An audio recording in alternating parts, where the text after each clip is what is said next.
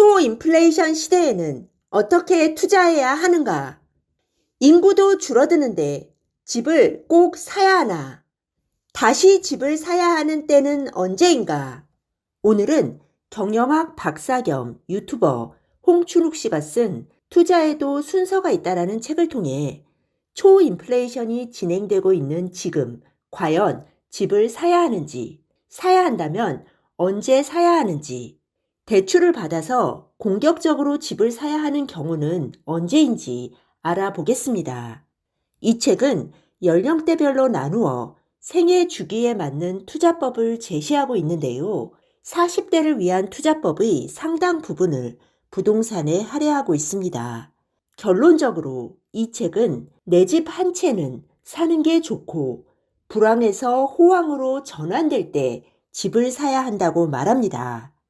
보통 금융 전문가들은 한국의 집값이 너무 고평가되었다고 말하며 부동산보다는 주식 투자를 권하는 경우가 많은데요. 홍춘욱 씨는 보통 사람들에게는 부동산 투자가 주식 투자에 비해 더 유리하다고 강조합니다. 홍춘욱 씨는 저축으로 종잣돈을 모으고 그것을 펀드로 불려서 내 집을 산 케이스입니다. 금융 전문가들의 부동산 의견을 들을 때는 그 사람의 부동산 투자 이력도 참고하는 게 좋은데요. 그런 점에서 홍춘욱 씨의 부동산에 대한 의견은 참고할 만하다고 생각합니다. 먼저 이 책은 1986년부터 2021년까지 한국 주식과 아파트의 상승률을 비교합니다. 공정한 비교를 위해 주식은 배당금을 재투자하는 것을 가정하고 아파트는 임대료 수익을 포함해서 비교했는데요. 지난 35년 동안 주식의 연간 상승률은 8.7%인데 반해 아파트는 9%였습니다. 일반적으로 주식은 고수익 상품이고 아파트는 저수익 상품으로 여겨지는데요. 자가에 거주함으로써 절약되는 임대료 지출을 고려할 때 실제로는 아파트의 수익률이 더 높았다는 것입니다. 단지 수익률 측면에서만 부동산의 승리가 아닙니다. 어떤 자산에 오래 투자하려면 변동성이 적어야 합니다. 그런데 한국 주식은 10년에 3, 4년은 손실을 기록했지만 아파트는 지난 35년간 단 3번만 마이너스를 기록했습니다. 일반인 입장에서 부동산이 주식보다 훨씬 더 안전한 자산이라는 것이죠. 게다가 내 집을 마련하면 더 이상 이사를 다니지 않아도 되고 아이들도 안정적으로 키우는 등 돈으로 환산할 수 없는 심리적인 장점도 무시할 수 없습니다.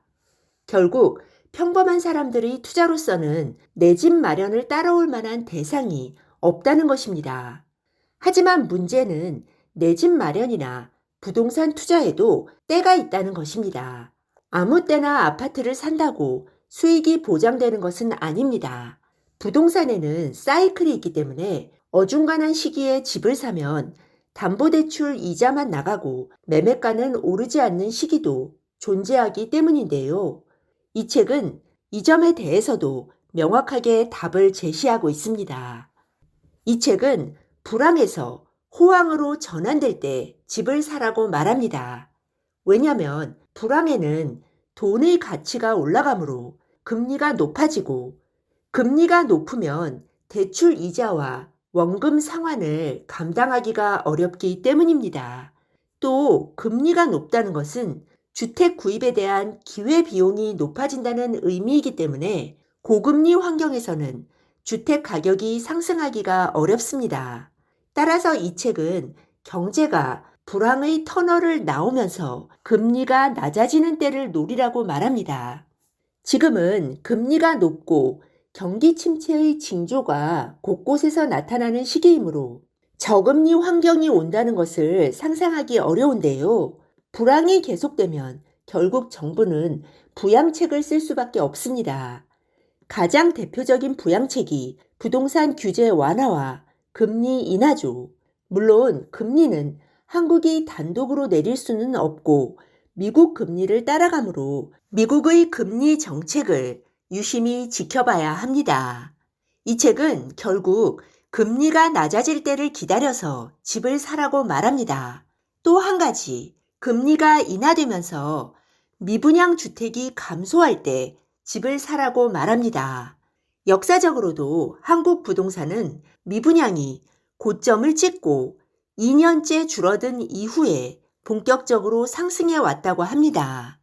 2008년 이후 침체된 주택시장이 강세로 돌아선 것이 2013년이었는데요. 그때 부동산 시장이 강세로 돌아선 이유는 두 가지였다고 합니다. 첫째는 한국은행이 금리를 내리면서 경기가 조금씩 좋아졌고, 두 번째는 2013년 이후 미분양이 본격적으로 감소했기 때문입니다. 이제 내 집 마련이나 부동산 투자의 시기도 분명해졌습니다. 불황으로 집값이 떨어지고 불황의 끝자락에서 금리가 인하될 때, 그리고 미분양 주택이 감소할 때 주택을 매입해야 합니다. 미분양 통계를 어디서 확인해야 할까요? 요즘은 다양한 프롭테크 앱이 개발되어 있는데요. 대표적으로 직방이나 부동산 리치고 같은 앱을 활용할 수도 있고, 정부 통계청의 시군 구별 미분양 현황을 참조할 수도 있습니다. 마지막으로 한 가지 문제가 더 남았습니다. 집을 한 채만 산다고 할 때 어디에 사야 할까요? 이 책은 앞으로 한국 부동산 시장은 인구 감소로 인해 양극화될 것이라고 전망합니다. 즉, 앞으로 인구는 수도권으로 더 집중될 것이고, 수도권 이외 지역은 인구의 절대 감소를 경험하게 될 것이라고 합니다. 한국을 4대 권역으로 나눠서 살펴보면 영남권은 1970년 979만 명에서 2000년 1311만 명으로 인구가 늘었지만 2000년 이후부터는 감소세로 전환되었다고 합니다. 호남권은 1970년 697만 명에서 2020년 571만 명으로 지속적으로 인구가 감소하고 있고요. 충청도와 강원도를 포함하는 중부권은 1970년 636만 명에서 2020년 720만 명으로 인구가 늘었고, 2037년까지 꾸준한 증가가 예상된다고 합니다. 마지막으로 수도권은 2032년까지 증가가 예상됩니다. 결국 인구 추이로만 본다면 중부권과 수도권에서 내 집을 마련하는 것이 가장 유리하다는 것입니다. 꼭 직장 근처에 집을 사야 하는 경우가 아니라면 되도록 중부권과 수도권에 집을 마련하는 것이 좋을 것 같습니다. 어떤 분들은 앞으로 한국의 인구가 줄어들기 때문에 부동산 가격이 오르지 않을 것이라고 하는데요. 수요가 특정 지역으로 몰린다면 전체 인구가 줄어도 이 지역의 부동산 가격은 떨어지지 않을 수도 있습니다. 만약에 이렇게 사람들이 선호하는 지역에 부동산이 제대로 공급되지 않는다면 몇 년 뒤 부동산 가격은 다시 불안해질 수도 있습니다. 경기 침체와 인구 감소에도 불구하고 부동산이 다시 불안해질 수 있는 요인과 어떤 경우에 대출을 받아 부동산을 사야 하는지 다음 시간에 짚어보겠습니다.